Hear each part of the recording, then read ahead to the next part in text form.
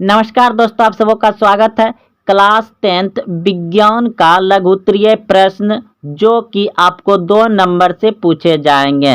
अर्धवार्षिक परीक्षा या फाइनल परीक्षा यानी बिहार बोर्ड मैट्रिक परीक्षा 2025 विज्ञान में 2 नंबर से बिल्कुल ऐसे ही प्रश्न पूछे जाते हैं और यह सभी प्रश्न जो बता रहे हैं बहुत बार पूछे गए हैं। तो देखिए, प्रश्न है किसी चालक का प्रतिरोध किन बातों पर निर्भर करता है। किसी चालक का प्रतिरोध किन बातों पर निर्भर करता है। तो उत्तर में आप लिखेंगे यहाँ से किसी चालक का प्रतिरोध निम्नलिखित बातों पर निर्भर करता है। इतना लिखने के बाद आप देखिए, यहाँ चारों इस तरह से लिखा हुआ है, लेकिन आप एक लाइन में लिखिएगा। 1 नंबर, फिर यहाँ पे 2 नंबर, फिर यहाँ पे 3 नंबर, फिर यहाँ पे 4 नंबर दे करके इतना लिख दीजिएगा। तो देखिए, तो 1 नंबर में आप लिखेंगे, क्या लिखेंगे? तार की लंबाई पर। दूसरा नंबर क्या लिखेंगे? तार की मोटाई पर। तीसरा नंबर क्या लिखेंगे? चालक के पदार्थ की प्रकृति पर। चौथा नंबर लिखेंगे चालक के ताप पर। तो ये जो है कि चालक का प्रतिरोध इन बातों पर निर्भर करता है। किन बातों पर करता है? तार की मोटाई पर, तार की लंबाई पर, चालक के पदार्थ की प्रकृति पर और चालक के ताप पर। अगला प्रश्न है कि अनवीकरणीय ऊर्जा स्रोत क्या है? अनवीकरणीय ऊर्जा स्रोत क्या है? कोई 2 उदाहरण दें। तो उत्तर में आप लिखिएगा वैसे ऊर्जा स्रोत जिसका भंडार सीमित है।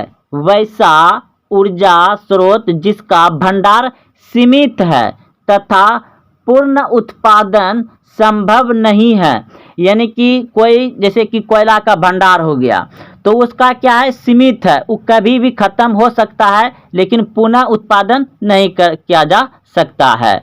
तो उसे अनवीकरणीय ऊर्जा कहते हैं। जैसे कोयला, पेट्रोलियम।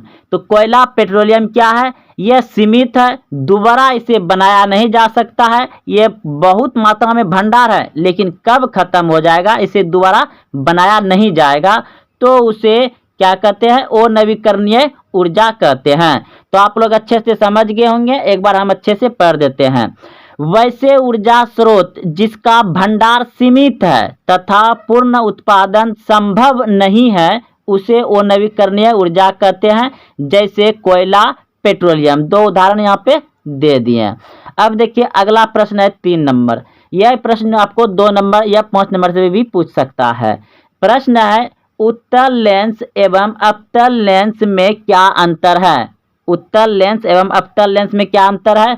तो आप उत्तर में यहाँ से ही लिखिएगा कि उत्तल लेंस एवं अवतल लेंस में निम्नलिखित अंतर है। एक तरफ लिखिएगा आप उत्तल लेंस, एक तरफ लिखिएगा अवतल लेंस। तो उत्तल लेंस में लिखिएगा इसकी क्षमता धनात्मक होती है। उत्तल लेंस की क्षमता क्या होती है? धनात्मक होती है। अवतल लेंस की क्षमता क्या होता है? 1 नंबर देख करके लिखिएगा इसकी क्षमता ऋणात्मक होती है। अवतल लेंस की क्षमता क्या होता है? ऋणात्मक होती है। फिर आइएगा उत्तल लेंस में 2 नंबर दीजिएगा और लिखिएगा इसके द्वारा वास्तविक और आभासी दोनों प्रतिबिंब बनता है। उत्तल लेंस में वास्तविक और आभासी दोनों प्रतिबिंब बनता है। फिर आइएगा अवतल लेंस में लिखिएगा इसके द्वारा केवल आभासी प्रतिबिंब बनता है। अवतल दर्पण में केवल आभासी प्रतिबिंब बनता है।